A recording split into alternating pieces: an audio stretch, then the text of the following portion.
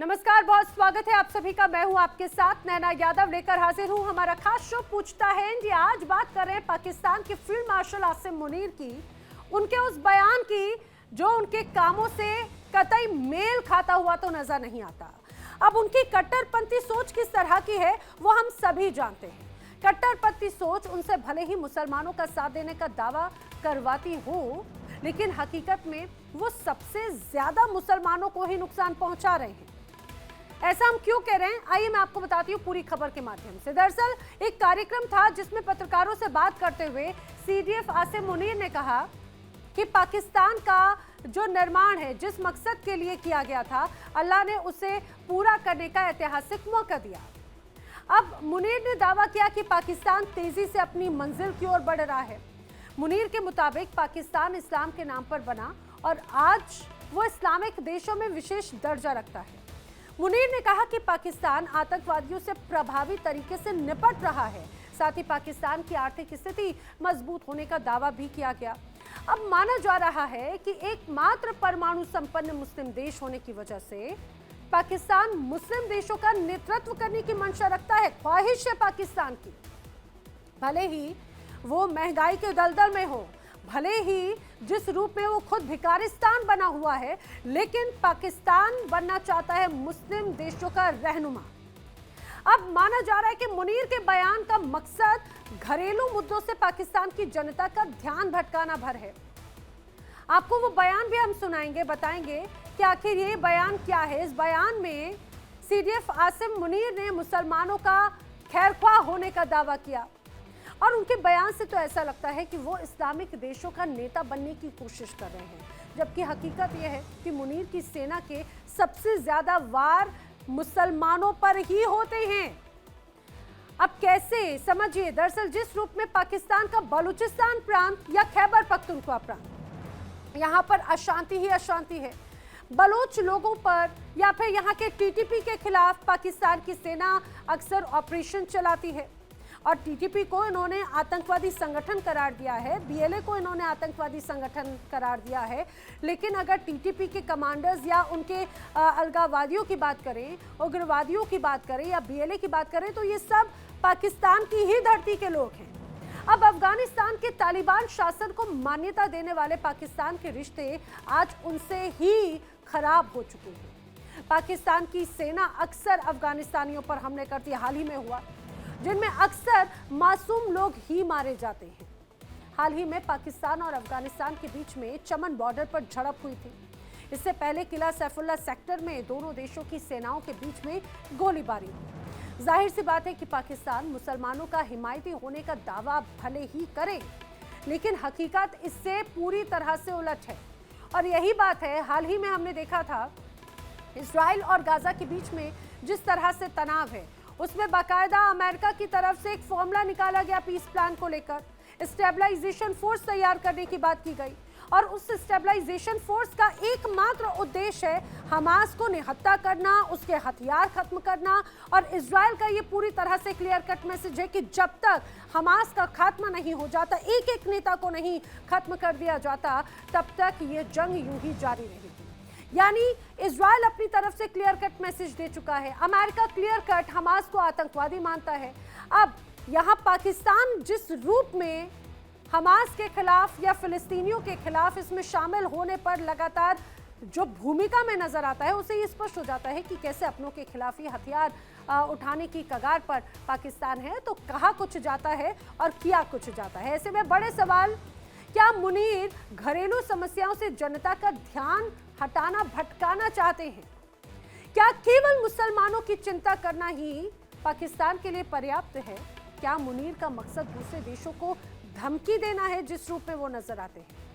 करेंगे चर्चा। खास मेहमानों का पैनल मेरे साथ में कनेक्ट हो रहे हैं, आइए आपको मिलवाती हूँ। मेरे साथ रक्षा विशेषज्ञ डॉक्टर करुणा शंकर उपाध्याय मेरे साथ में कनेक्ट हो रहे हैं और मेरे साथ कनेक्टेड हैं रक्षा विशेषज्ञ retired lieutenant colonel J S. Sodhi जी।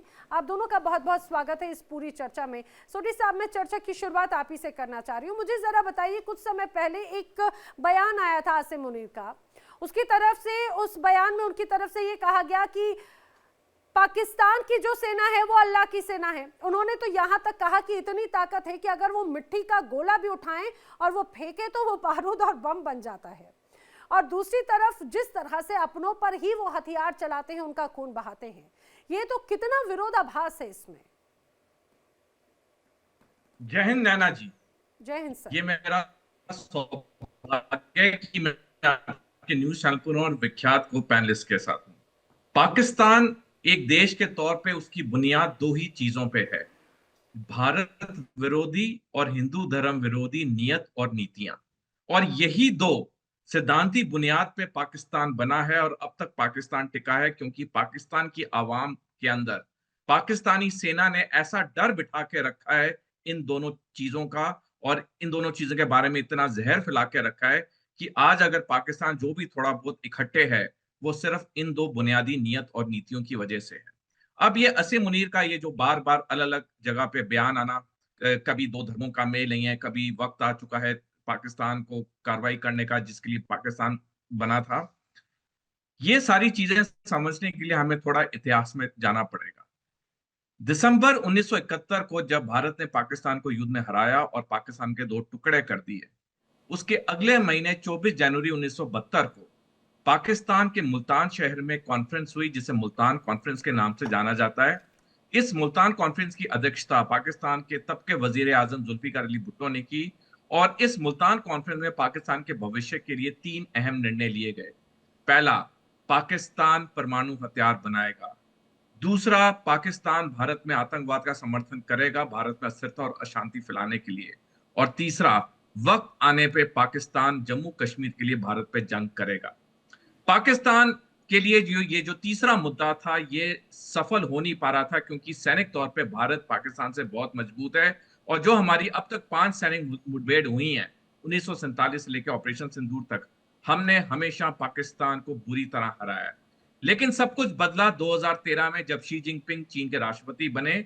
उसके बाद जो पाकिस्तान और चीन की नजदीकियां बढ़ी, अब ये जो असीम मुनीर का ये लेटेस्ट बयान है, ये उस तरफ संकेत है कि चीन और पाकिस्तान भारत पे टू फ्रंट वॉर करेंगे, जिसकी अंदेशा हमें जनरल उपेंद्र द्विवेदी, जो कि भारतीय थल सेना के सेनाध्यक्ष हैं, उन्होंने कहा पिछले साल 17 मार्च को, टू फ्रंट वॉर भारत पे पॉसिबिलिटी नहीं है, रियलिटी है, यानी कल्पना नहीं है, वास्तविकता है।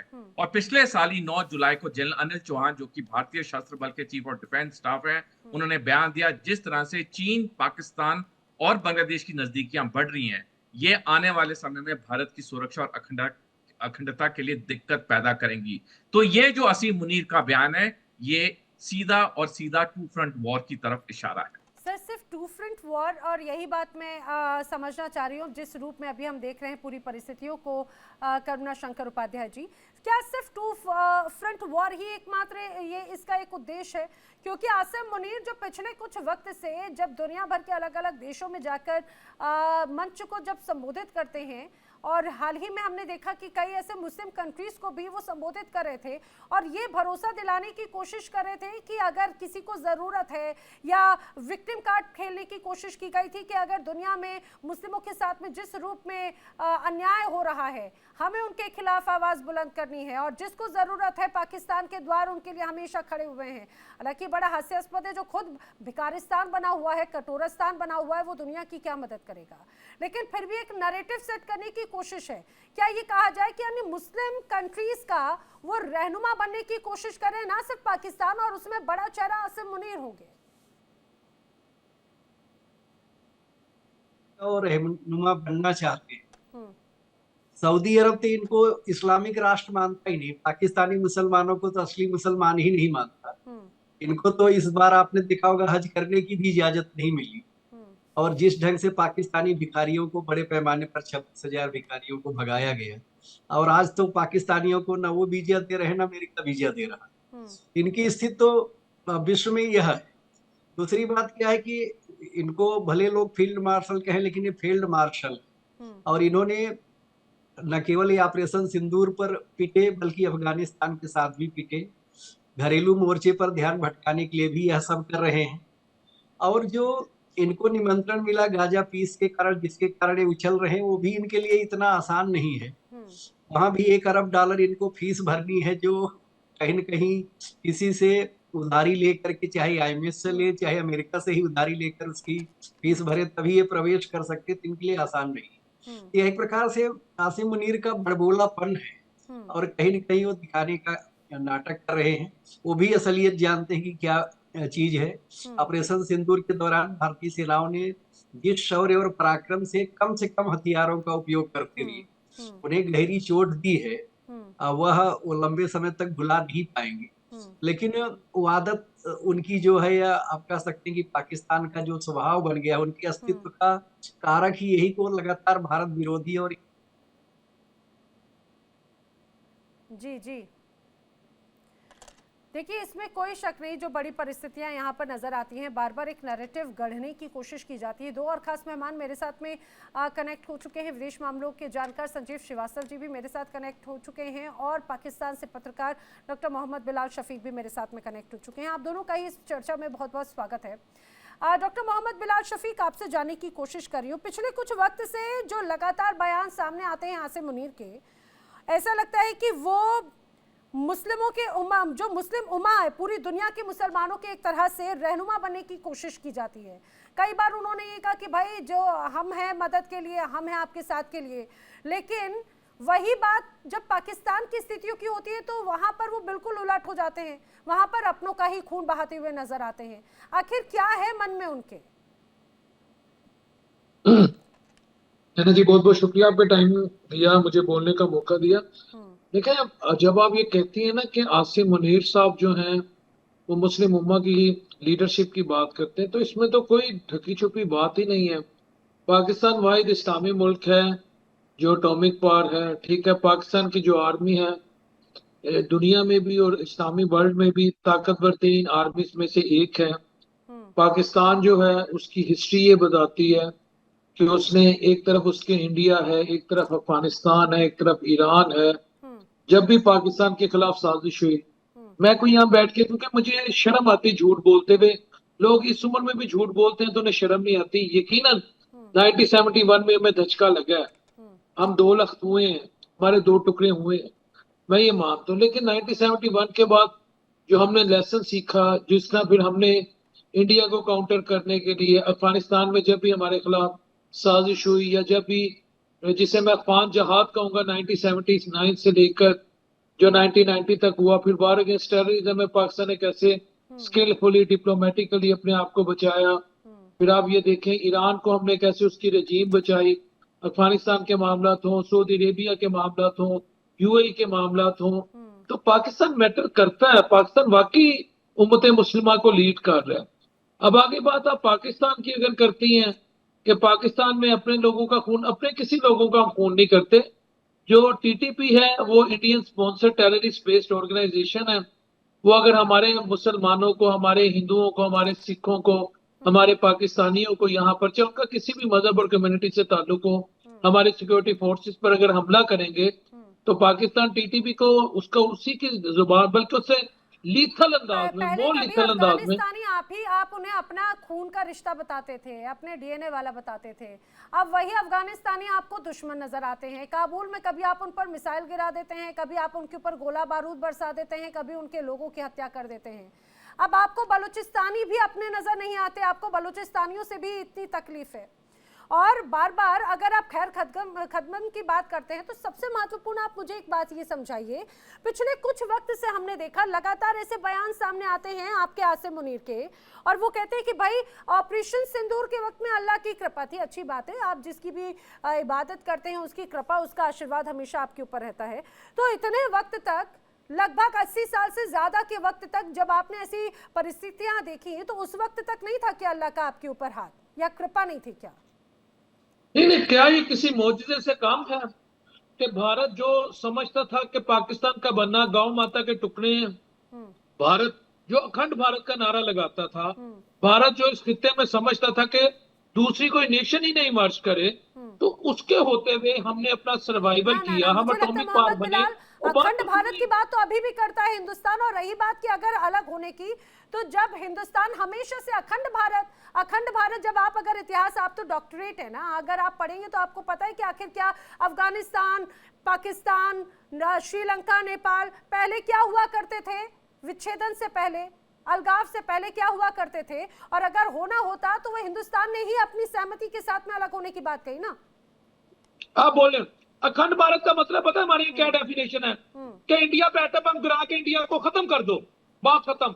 आप हमें खत्म कर देंगे, आपकी जिहादी सोच यही होगी। जिहादी नहीं है, हम मैं बताती हूँ, ये सपना, ये ख्वाब आपका ना कभी पूरा नहीं हो सकता।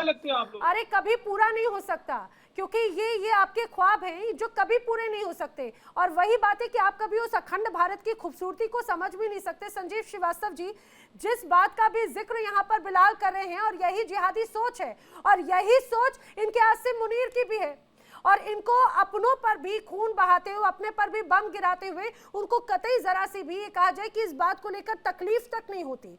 और यही वजह है कि चाहे बात बलूचिस्तान हो, अफगानिस्तान हो, केपीके के प्रांत के अलग अलग हिस्सों में, अरे जम्मू कश्मीर के लोगों को तो ये अपना कहते रहे ना हमेशा से, वहां पर भी किस तरह से इन्होंने कत्लेआम किया ये पूरी दुनिया जानती है। ये देखिए, पाकिस्तान के अंदर जो एक पंजाबी सुन्नी डोमिनेशन है, उसकी वजह से चाहे पाकिस्तान की रिलीजियस माइनॉरिटीज हो, इथनिक माइनॉरिटीज हो, सभी के ऊपर एक सेकेंडरी ट्रीटमेंट रहता है। सभी के साथ एक सेकेंडरी ट्रीटमेंट वहाँ के हुक्मरानों ने किया है। और यही कारण है कि आप चाहे वो बलूचिस्तान आप देख लें, चाहे वो सिंध देख लें, चाहे वो खैबर पख्तूनख्वा के पश्तून देख लें, या हमारे जो कश्मीरी जो भाई बहन हैं, वो सभी इस तरीके के सेकेंडरी ट्रीटमेंट और इस तरीके के दमन शोषण से पूरी तरीके से उनके अंदर असंतोष है, गहरा विद्रोह जैसी स्थिति है। और अब स्थिति ये हो गई है कि एक पंजाब के जो लोग जब बलूचिस्तान जाते हैं तो वहाँ के लोग इनके ऊपर हमले कर देते हैं। एक घोषित रूप से एक सिविल वॉर, एक गृह युद्ध जैसी स्थिति दिखाई देती है। और इस तरीके का एक जो पाकिस्तान के हुक्मरानों की एक जो बहुत ही शॉर्ट साइटेडनेस जो रही है, जो पंजाबी सुन्नी डोमिनेशन रहा है, उसकी वजह से आज पाकिस्तान जो है वहाँ पर आंतरिक रूप से विखंडन की तरफ बढ़ता हुआ दिखाई दे रहा है। पश्तूनिस्तान के जो लोग हैं वो अब इस बात को लेकर के भी दुखी हैं कि जो उनके जो अफगान भाई बहन हैं उनके साथ उनको मेल जोल करने से रोका जा रहा है। जो सीमा पर बाड़ लगाई जा रही है, डूरन लाइन को अफगानिस्तान की तालिबान सरकार भी नहीं मानती है। तो पाकिस्तान के आज अगर आप आंतरिक स्थितियों को देखें तो वहाँ आंतरिक स्थितियां भी काफी दयनीय हैं। और जो पाकिस्तान के पड़ोसियों के साथ जो संबंध है, भारत के साथ तो इन्होंने इस पर पहले से शत्रुता मोल ले ही रखी है। तो अफगानिस्तान के साथ भी अब शत्रुता हो गई है, ईरान के साथ भी अच्छे संबंध नहीं है। तो ऐसे में पाकिस्तान जो वर्तमान स्थिति में काफी हर तरीके से ये अपने आप को रसातल में ले गए हैं। और इसके लिए पाकिस्तान के हुक्मरान ही इसके जिम्मेदार है। और जाहिर है कि वहाँ की जो रियल रूलर्स, वहाँ की सेना, वहाँ की खुफिया एजेंसी, जो वहाँ की रियल रूलर्स हैं, उनका ही ये सब किया धरा है। ये मैं स्पष्ट रूप से लेकिन अच्छा संजीव जी, एक बात बताइए, यहाँ पर जिस तरह से आसिम मुनीर का ये बयान आता है कि पाकिस्तान इस्लाम के नाम पर बना, चलिए ठीक है, ये सभी के सामने, इसमें कोई शक नहीं, इस्लामी देशों में खास दर्जा हासिल है। वही बात अभी यहाँ पर करुणा जी ने भी कहा और सोडी जी ने भी कहा, सऊदी अरब तो इन्हें मानता भी नहीं है। और ये किस तरह से विवाद है वो भी हम बखूबी जानते हैं। और वो कह रहे हैं कि भाई हम अपने मकसद की ओर तेजी से बढ़ रहे हैं। ये मकसद आखिर क्या है इनका? देखिए, मकसद जाहिर है कि ये जो कट्टरपंथी सोच है और इसी तरीके की जो भाषा, इसी तरीके की जो तकरीर हमने पहलगाम के आतंकी हमले के 4 दिन पहले भी देखी थी। और उसके बाद जिस तरीके से आतंकी पहलगाम में आए और उन्होंने हिंदू और मुस्लिम धर्म के लोगों को अलग अलग किया, और उसके बाद जिस तरीके से उनकी किलिंग की गई पर्यटकों की, निर्दोष पर्यटकों की, वो जाहिर है कि वो सामने आया। तो इस तरीके की जो भी बयान अगर आसिम मुनीर देते हैं तो जाहिर है कि उसके ऊपर एक सतर्कता को बरतने की आवश्यकता है। और लेकिन आप जानते हैं नैना जी कि ये जो भारत है, नया भारत है, अगर ऐसी कोई साजिश भविष्य में अगर रची जाएगी तो पहले से ही हमारे प्रधानमंत्री श्री नरेंद्र मोदी ने एक न्यू नॉर्मल की बात कह रखी है। और ये जो कार्रवाई अगली बार जो होगी किसी भी आतंकी साजिश के विरुद्ध, वो सिर्फ पनाहगारों पर नहीं बल्कि उनके सिर्फ ठिकानों पर ही नहीं, आतंकी जो ठिकाने हैं, बल्कि उनके पनाहगारों पर भी होगी।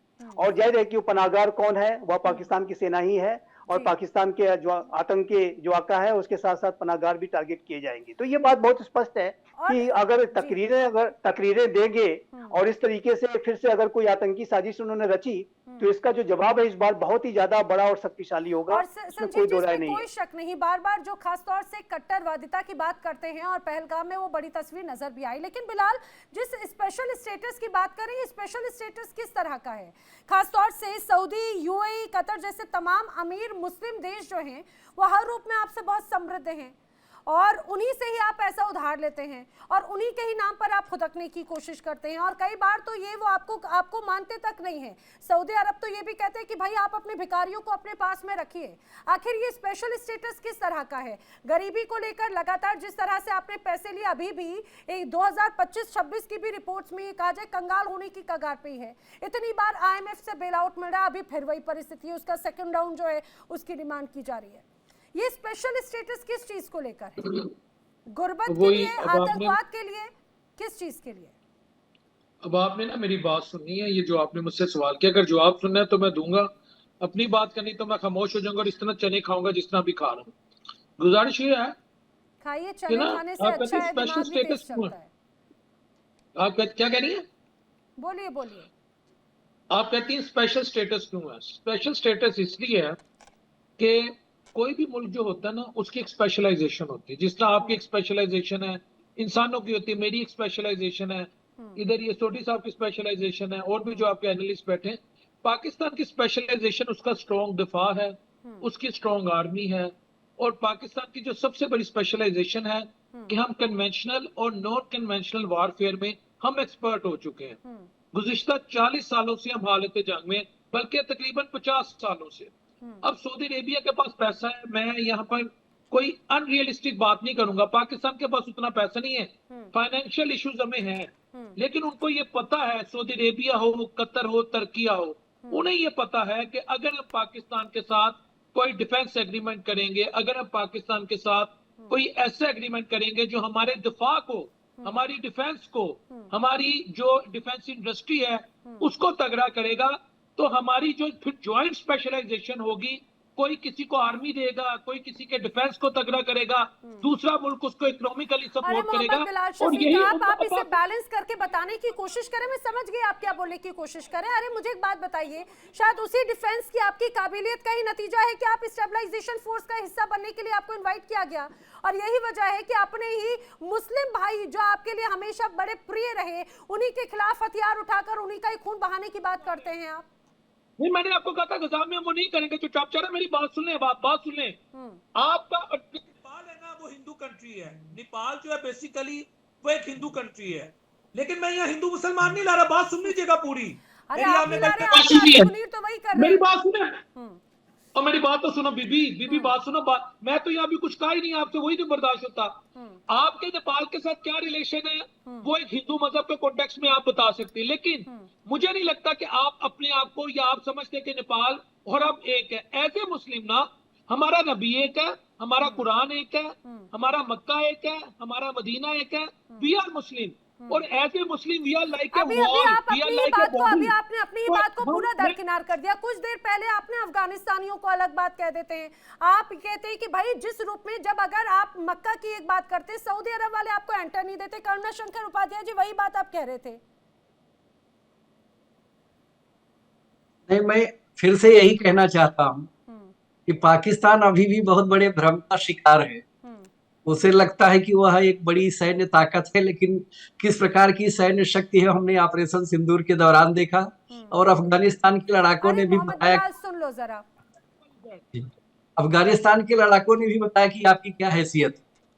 इन्होंने सऊदी अरब के साथ बहुत अच्छी है, हमने उन्हें ऐसे करके, हमने, मेरी बात सुने, वो जो उनकी, जो आप कह रहे हैं उनके लड़ाकों ने बताया हमारी क्या हैसियत है, उनकी हैसियत ये है कि हमने उन्हें घुस के मारा है। हम उनके पीछे वो समझते हैं कि वो दिल्ली में घुसे थे, दिल्ली में घुसे थे, कहां घुसे थे, जम्मू कश्मीर में घुसे थे, अरे घुसे कहां थे ये बता दो, मध्य प्रदेश में घुसे थे, छत्तीसगढ़ में घुसे थे, कहां घुसे थे ये बता दीजिए। क्या कह रही है?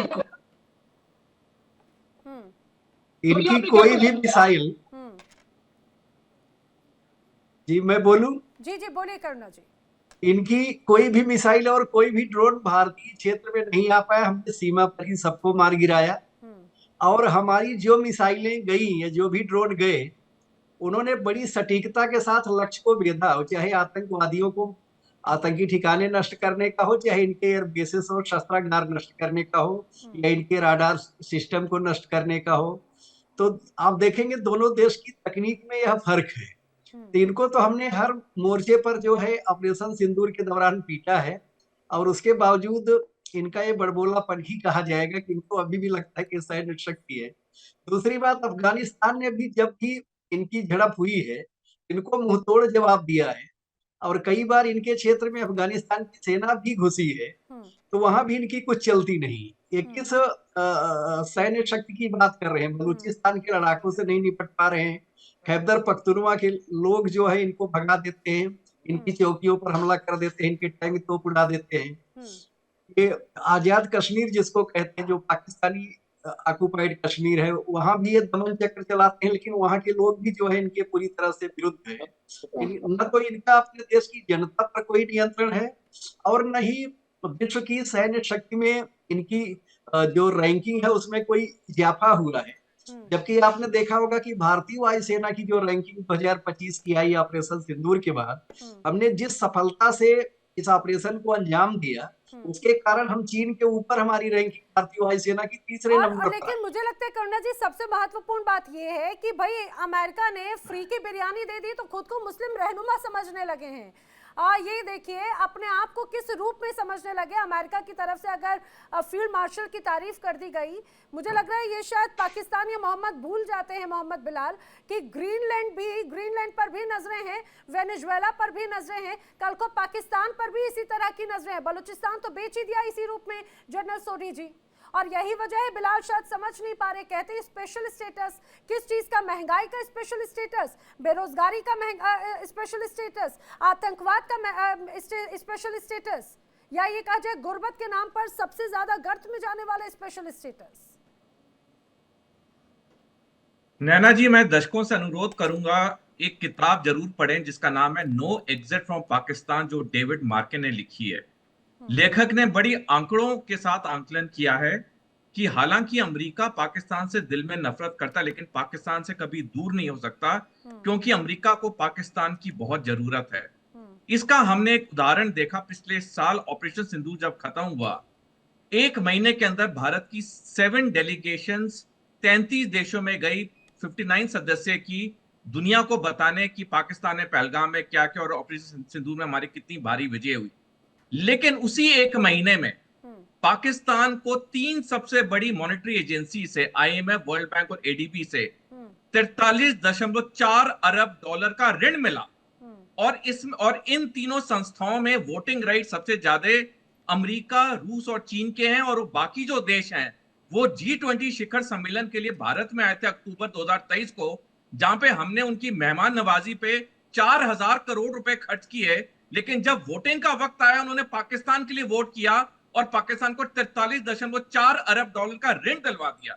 मेरे कहने का मतलब है, देखिए, जहां तक पाकिस्तान की बात है, पाकिस्तान, पूरी दुनिया जानती है कि पाकिस्तान आतंकवाद का गढ़ है, पूरी दुनिया जानती है कि पाकिस्तान की आर्थिक स्थिति खराब है, लेकिन तब भी तीनों महाशक्तियां पाकिस्तान के साथ खड़ी हैं और उन्हें बेशुमार पैसा मिल रहा है, और यही पैसा का एक हिस्सा भारत में इस्तेमाल होता है आतंकवादियों को समर्थन करके। तो मेरे कहने का मतलब है, ये जो नैरेटिव वॉरफेयर है, हमें पहले उसे टैकल करना होगा, क्योंकि नैरेटिव वॉरफेयर में पाकिस्तान विजय हो जाता है, उसे दुनिया ऋण देती है, उसे महाशक्तियां सपोर्ट करती हैं, उसे अमेरिका का राष्ट्रपति सरांखों पे रखता है। तो ये जो नैरेटिव है, हमें ये नैरेटिव पे ज्यादा ध्यान देना चाहिए। बिल्कुल, और यही नैरेटिव जो है वो आने वाले वक्त को लेकर एक बड़ा गंभीर भी बताता है स्थिति को। लेकिन संजीव श्रीवास्तव जी, मोहम्मद बिलाल को जरा समझाइए। वो अपने आप को, मुझे लग रहा है कि एक अलग तस्वीर बनाने की कोशिश करते हैं, नेपाल की, अखंड भारत की, बांग्लादेश की, इन सारी परिस्थितियों को लेकर। जी संजीव जी, समझाना नहीं, देखिए, बिलाल जी को समझाना, मैं ये जाहिर है कि ये समझ के परे वाले व्यक्ति हैं, इनको मैं समझा नहीं पाऊंगा, लेकिन आप जो अपना सवाल करें तो मैं उसका जवाब जरूर दूंगा। हाँ, लेकिन सर मैं इस बात को लेकर समझना चाह रही हूँ। अच्छा, आप हमारे दर्शकों को जरूर समझाइए। स्पेशल स्टेटस की बात की जाती है, स्पेशल स्टेटस तो ठीक है, कितनी यहाँ पर एक तरफ ये कहते हैं भाई मुस्लिमों के रहनुमा हैं, लेकिन जब अपनों पर गोलियां चलाने की बात आती है तो यहाँ पर इनका दोहरा चेहरा नजर आ जाता है।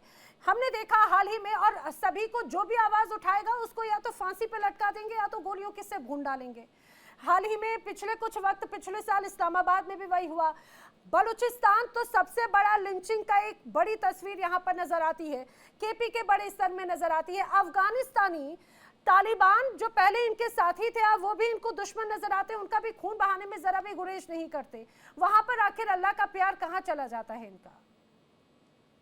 नहीं, देखिए ये सारी बातें डबल स्टैंडर्ड्स दिखाते हैं। ये उनकी अपनी आवाम को भी धोखा देने का काम करते हैं, पूरे विश्व को धोखा देने का काम करते हैं। अभी कल भारत के विषयों के बारे में बात कर रहे थे कि भारत में ये हो रहा है वो हो रहा है, जबकि चाइना के वीगर मुस्लिम्स को भूल जाते हैं। और वहां पर जो रिलीजियस माइनॉरिटीज और इथनिक माइनॉरिटीज के साथ वहां के हुक्मरान क्या करते हैं, पुलिस फोर्सेस क्या करती है, उसको वो जाहिर उसके ऊपर ध्यान नहीं देते। तो देखिए नैना जी, इसका जो पाकिस्तान के हुक्मरानों का ये जो इस तरीके की जो नीतियां होती हैं, उसका सबसे बड़ा अगर खामियाजा अगर कोई भुगत रहा है तो स्वयं पाकिस्तान भुगत रहा है। अभी आप देखिए तो ये जो आतंकी भस्मासुर इन्होंने पाल रखे हैं, तहरीके तालिबान पाकिस्तान, और उसी तरीके की टैक्टिक्स पर अब बीएलए और बीएलएफ भी चल रहे हैं, दोनों के बीच का एक अलायंस भी है। तो ऐसे में ये जो टीटीपी है वो सीधा सीधा पाकिस्तान की सेना को ही टारगेट करता है, पाकिस्तान की पुलिस फोर्सेस को टारगेट करता है। और पाकिस्तान के लिए ये जो टीटीपी है सबसे बड़ा खतरा बन गया है कि आखिर टीटीपी आखिर इतना बड़ा खतरा कैसे बना। पाकिस्तान ने स्वयं तालिबान को ही खड़ा किया, और उसके बाद मैं जैसा कि मैं आपके शोज में नैना जी पहले भी कहता रहा हूं कि ये जो पाकिस्तान के हुक्मरान हैं, एक तरफ तो काबुल की सत्ता पर अगस्त 2021 के पहले तालिबान को बिठाने के लिए पूरी कवायद अपनी कर रखी थी, यहाँ तक कि आतंकियों को भी भेज रखा था कि वो तालिबान के फेवर में जाके लड़े। और वहीं दूसरी तरफ वो सीमा पर बाड़ भी लगा रहे थे कि जब तालिबान आ जाएगा और टीटीपी के आतंकी जब आजाद हो जाएंगे जेलों से तो कैसे अपने आप को बचाएंगे। तो ये जो उनकी ब्लाइंड साइटेडनेस और एक जो अंधदृष्टि जो है पाकिस्तान के हुक्मरानों की, उसका परिणाम ये है कि आज देखिए तो उनका जो पूरा वेस्टर्न फ्रंट है, जो अफगानिस्तान का फ्रंट है, वो ऑन द बॉयल है। अब तालिबान की सरकार के साथ दुल्हन लाइन को लेकर बात यहाँ पर आप ही की बात से मुझे नजर आती है, बार बार सऊदी अरेबिया का भी जिक्र यहाँ पर इस चर्चा में हुआ। OIC, organization of Islamic corporation, यहाँ पर तो क्यों पाकिस्तान हमेशा अलग थलग पड़ जाता है, क्या वजह यहाँ पर नजर आती है? और रहनुमा बनने की अगर बात है तो क्यों वहां पर जो अपना ही इस्लामिक के नाम पे अगर कोई ऑर्गेनाइजेशन बना तो उसमें भी अलग थलग है। खुद जम्मू कश्मीर के मसले को कई बार उठाने की कोशिश की गई, लेकिन किसी ने भी इस ओर ध्यान नहीं दिया। हाँ, तो उसका नैना जी बहुत कारण स्पष्ट है कि पाकिस्तान के हुक्मरानों का जो चरित्र है ना, वो अवसरवादी है। वो मुस्लिम वर्ल्ड के अंदर भी उनके ऊपर विश्वास नहीं है। कभी ये टर्की के खेमे में जाके बैठ जाते हैं, कभी सऊदी अरबिया और यूएई के सामने जो है कटोरा लेके पहुंच जाते हैं कि हमें कुछ कर्ज दे दो।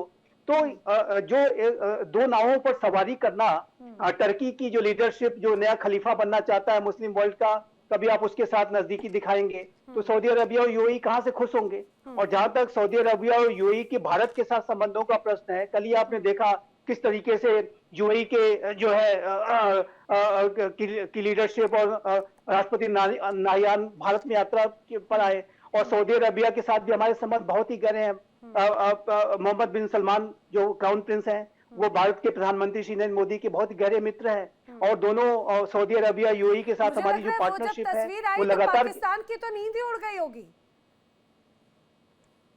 अब पाकिस्तान जाहिर है कि देखिए भारत और सऊदी अरबिया के जो संबंध हैं और भारत और यूएई के जो संबंध हैं, उसका जो पैमाना है बहुत बड़ा हो चुका है। पाकिस्तान की नींद उड़े चाहे ना उड़े, ये जो संबंध है ये लगातार बढ़ते जाएंगे, उसमें पाकिस्तान कुछ कर नहीं सकता है। और अब तो पाकिस्तान और अब तो हमारे तालिबान के साथ भी जो संबंध है वो अच्छे होते जा रहे हैं। तालिबान के साथ हमने अपने जो वर्किंग एंगेजमेंट्स हैं वो गहरे किए हैं। और तालिबान की सरकार के जो वहाँ के मिनिस्टर मुत्ताकी वो भारत में आए थे और करीब एक हफ्ते की यात्रा उन्होंने की थी। तो उससे भी भारत और तालिबान के साथ भी जो तारतम्य है वो गहरा है। और देखिए एक बात मैं कहना चाहता हूँ नैना जी, एक बात मैं कहना चाहता हूँ कि भारत अफगानिस्तान की जो अवाम है उसके भलाई के लिए लगातार अपने एंगेजमेंट्स बनाए रखेगा।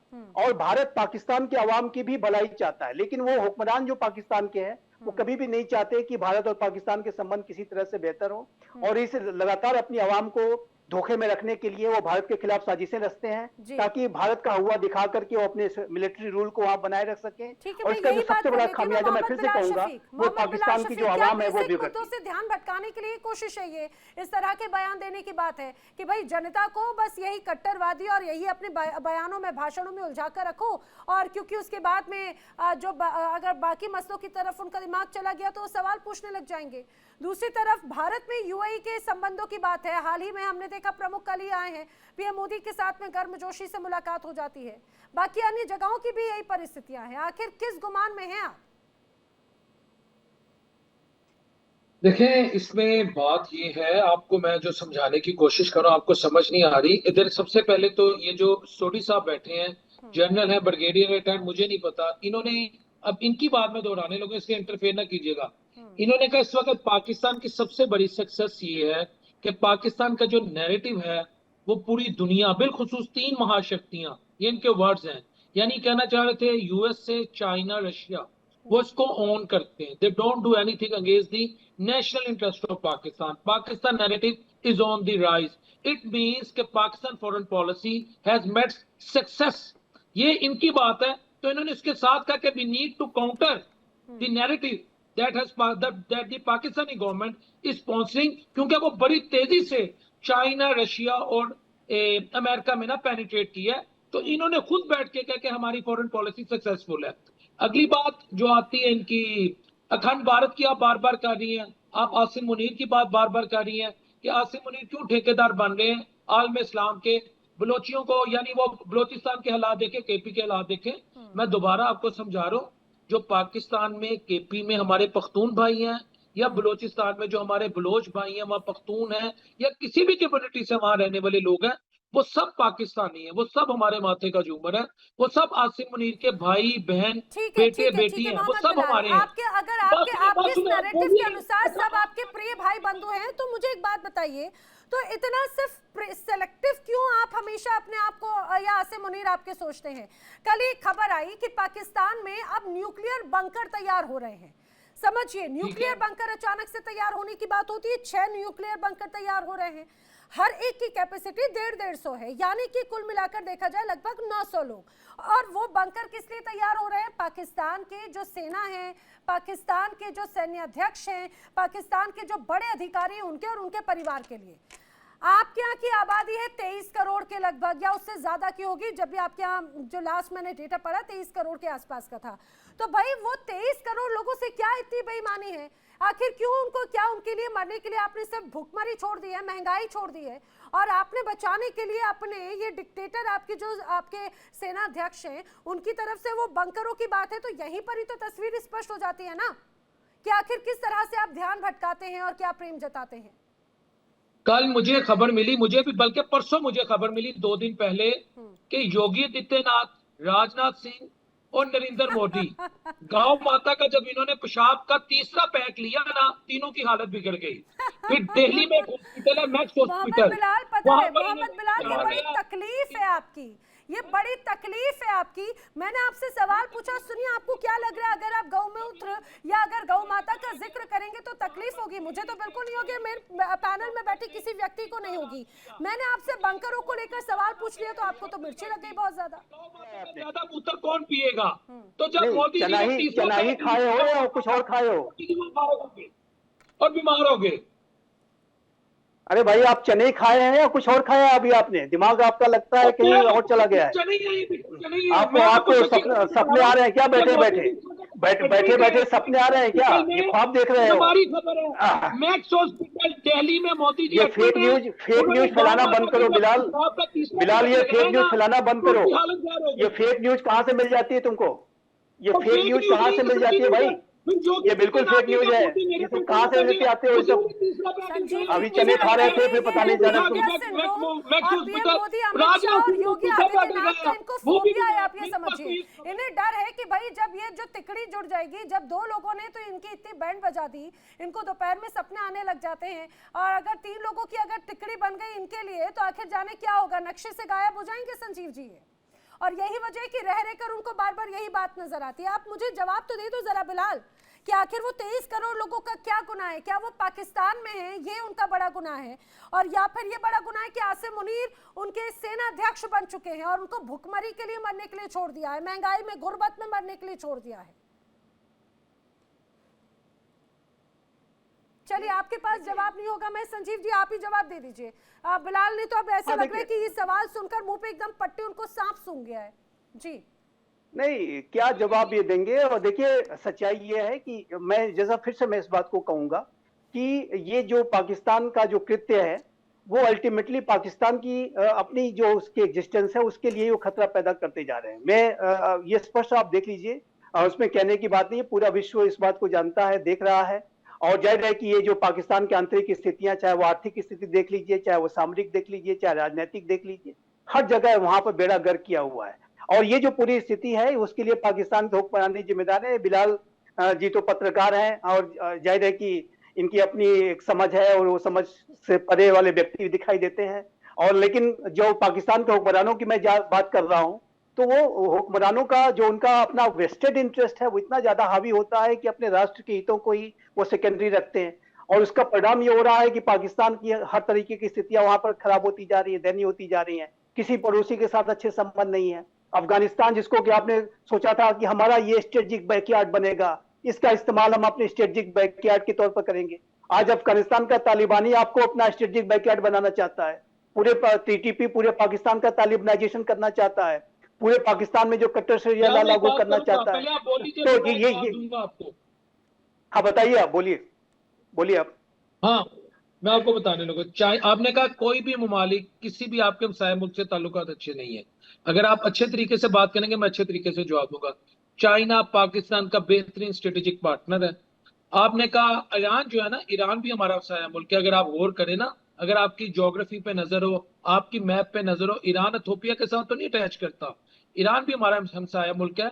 ईरान के साथ भी हमारे ताल्लुकात उस नौइयत पर हैं कि मैं आपको इंतहाई जिम्मेदारी से बता रहा हूँ कि जिस वक्त ईरान पर इजराइल ने हमला किया था तो पाकिस्तान ने जिस तरह ईरान को सपोर्ट किया, और अब जो रजीम चेंज करने की कोशिश की गई तो ईरान की पार्लियामेंट से तशक्कुर पाकिस्तान की आवाज है। ठीक है, जहां तक बात आ गई अफगानिस्तान की, हमें अफगान कम्युनिटी से या वहां जो पख्तून है, ताजिक हैं, उज़्बेक हैं, हजारास हैं, जितने भी लोग हैं, हमें उनसे कोई मसला नहीं है।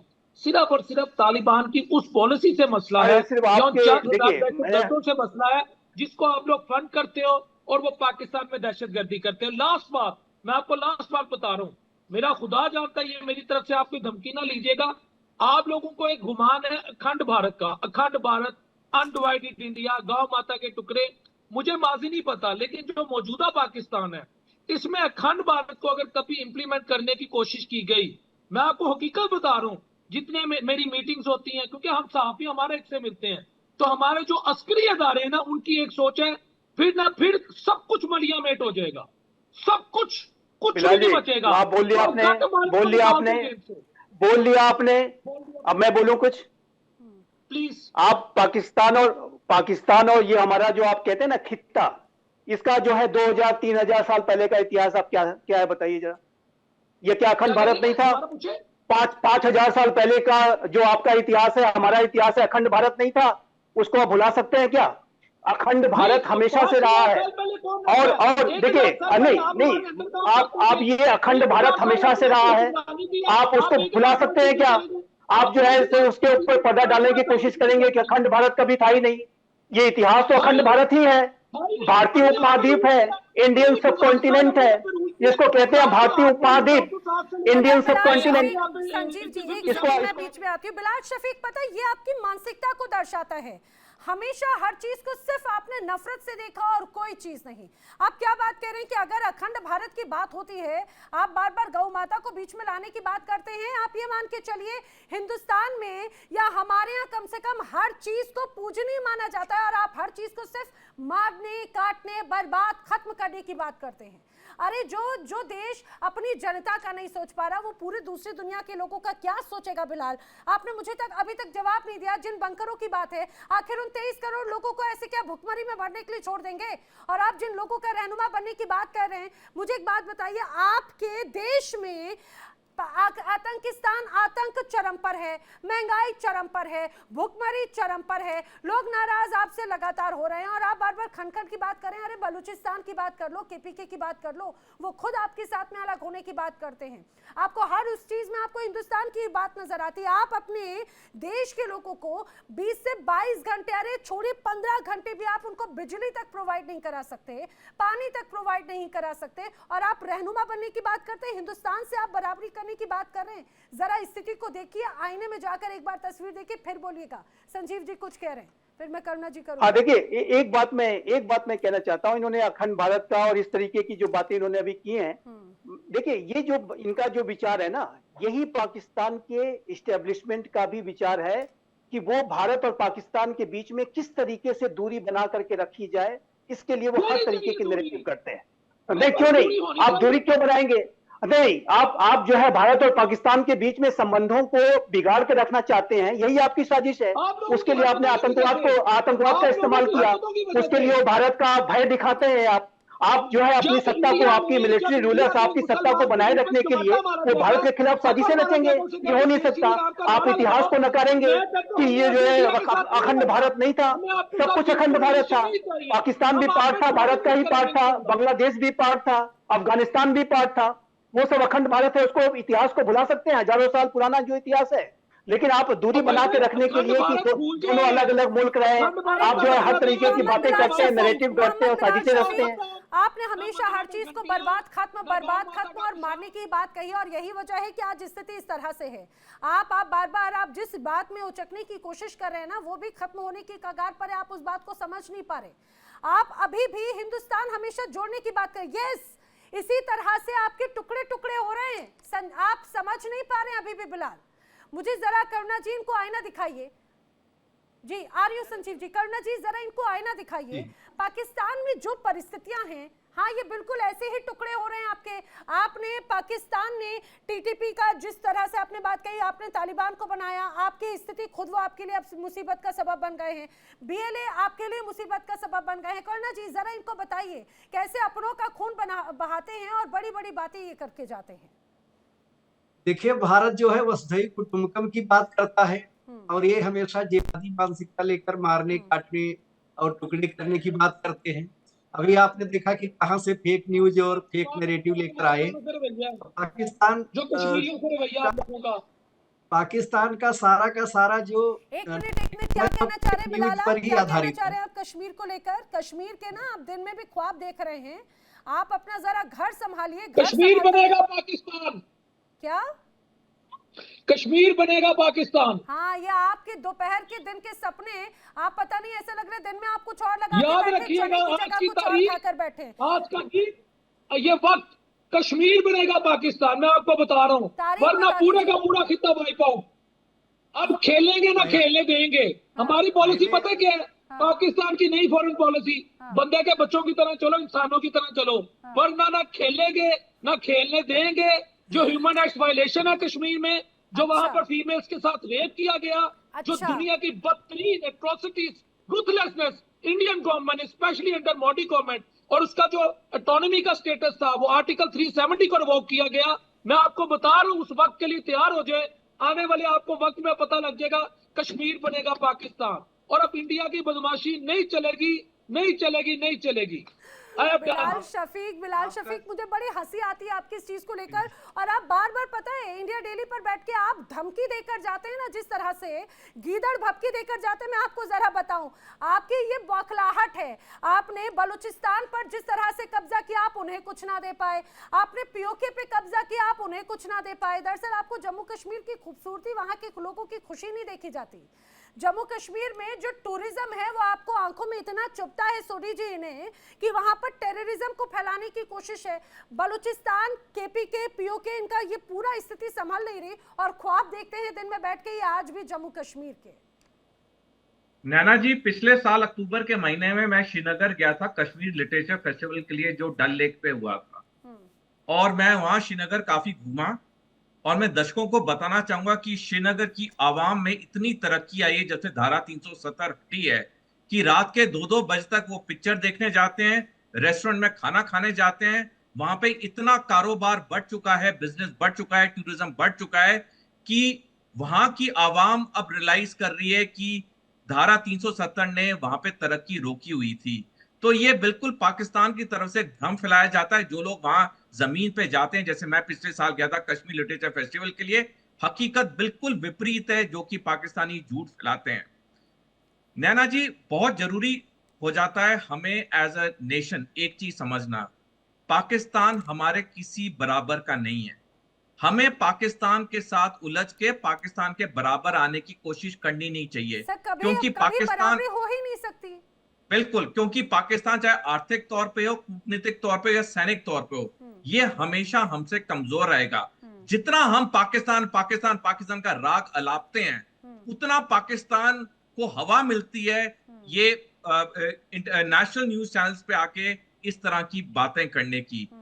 As far as we are concerned, हम पाकिस्तान से मीलों आगे आ चुके हैं। पाकिस्तान हमारे लिए कोई चुनौती है नहीं। लेकिन मेरे को दुख, लेकिन नैना जी, मेरे को दुख के साथ कहना पड़ता है, मेरे को 1 मिनट देना। जी। मैं 100 इंडियन और इंटरनेशनल न्यूज चैनल्स पे आता हूं, मेरे दिन में 6 से 8 शो होते हैं जी। अधिकतर इंडियन चैनल्स में सिर्फ पाकिस्तान पाकिस्तान पाकिस्तान का राग अलापा जाता है।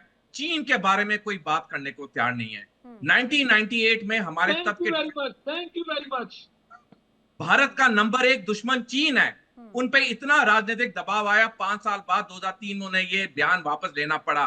हमें चीन के बारे में ज्यादा डिस्कस करना चाहिए। पाकिस्तान तो हमारे लिए कुछ चुनौती ना था, ना है, ना रहेगा। बिल्कुल सही बात है। छोटी सी एक बात ऐसे करूंगा, बिल्कुल, इसमें कोई शक नहीं। संजीव जी यहाँ पे, संजीव जी ठीक है, यहाँ पे सोडी जी ने बिल्कुल अपनी बात कही। पाकिस्तान को हम इस काबिल भी नहीं समझना चाहिए, भले हम चर्चा करें। मैं आ रही हूँ बिलाल, लेकिन संजीव जी वही बात, ये जम्मू कश्मीर के सपने देख रहे हैं।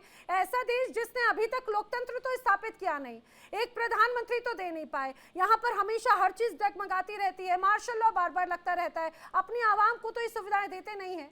आखिर दूसरे हिस्से को क्या संभालेंगे ये? वही बात मैं कहने जा रहा था। देखिए, मैं पहले भी लगातार इस बात को कहता रहा हूं, मैंने बहुत बार बहुत जगहों पे इस बात को कहा है कि यदि पाकिस्तान के हुक्मरानों के पास कश्मीर जैसा कोई मुद्दा नहीं रहा होता तो इन्होंने कश्मीर का कोई मुद्दा ढूंढ लिया होता। उसका कारण यह है कि ये चाहते हैं कि कोई ना कोई ऐसा मुद्दा भारत और पाकिस्तान के बीच में बना के रखा जाए ताकि दोनों ही मुल्कों के बीच में एक दूरी बनी रहे। एक जैसे इन्होंने अभी कहा, अखंड भारत की अब बात कर रहे हैं, तरह तरीके की नैरेटिव पेश कर रहे हैं। उसका जो मुख्य कारण यह है कि पाकिस्तान के मिलिट्री रूलर्स अपनी सत्ता को बनाए रखने के लिए भारत का हुआ, भारत का भय दिखा करके वो अपने मिलिट्री रूल को बनाए रखना चाहते हैं। वहां पर जमहूरियत की जड़ों को कमजोर करके रखना चाहते हैं और अपना जो शासन चलता रहे उसके लिए वो हमेशा भारत का, अब भारत आने वाला है, तब भारत आने वाला है। ये जो पाकिस्तान के हुक्मरानों की, मिलिट्री रूलर्स की जो साजिश है, उसी का परिणाम यह है कि आज इस तरीके की स्थितियां दोनों देशों में बनी हुई हैं। और ये जो बिलाल साहब हैं वो उसी पाकिस्तान के मिलिट्री रूलर्स की जो भाषा है वो बोल रहे हैं और ये जाहिर है कि इसी तरीके की, हालांकि मिलिट्री की भी कई बार स्थिति, चलिए ठीक है, हालांकि जिस तरह से बिलाल की भाषा होती है या इनके फील्ड मार्शल की भाषा होती है वो सिर्फ जहर उगलने वाली है। फिर भी फील्ड मार्शल भी थोड़े, क्योंकि वो डेजिग्नेटेड, उन्हें पता है कि वो एक पद पर है। यहाँ पर बिलाल ना उनको बैठने का सलीका आ रहा है, ना आप बात करने का सलीका आ रहा है, ना आपको स्क्रीन पे किस तरह से बातों को रखना है आपको वो सलीका आ रहा है। मुझे लग रहा है पहले आप कम से कम वही सीख लीजिए मेरे बाकी पैनलिस्ट से, बाकी भारत की बराबरी करने का ख्वाब देखिएगा। बिलाल, आप सभी मेरे साथ इस चर्चा में शामिल हुए, आप सभी का बहुत बहुत धन्यवाद। लेकिन दिन में सपने देखने का जो एक आदत है हमेशा पाकिस्तान की, और एक बार फिर से जम्मू कश्मीर के सपने देखने का जो एक ख्वाब है उनका अधूरा, मुझे लगता है वो हमेशा ख्वाब रहेगा। और वही बात है कि इसी वजह से वो भटकते हुए मुद्दों को उठाने की कोशिश करते हैं और जनता को भटकाने की कोशिश करते हैं। वक्त एक ब्रेक का। इंडिया डेली अब आपकी स्मार्ट टीवी पर भी मौजूद है। इंडिया डेली 24/7 अब आप लाइव देख सकते हैं इन सभी प्लेटफॉर्म्स पर।